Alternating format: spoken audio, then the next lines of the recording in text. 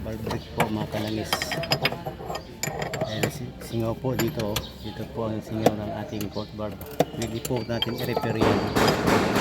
Wala na i-repair ngayon, puro palit lang na lang para sigurado matagal po. Pag repair lang mabilis po buwan lang bilangin, singaw na naman.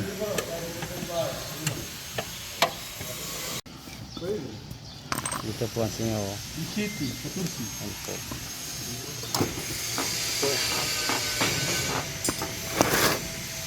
Po ang ating port valve brake. Dito po nagmumula ang singaw. Marumi lang po yan kaya yung piston niya na pag nakalusuan. Dito nagmumula ang singaw natin mga kalangis. Sige po.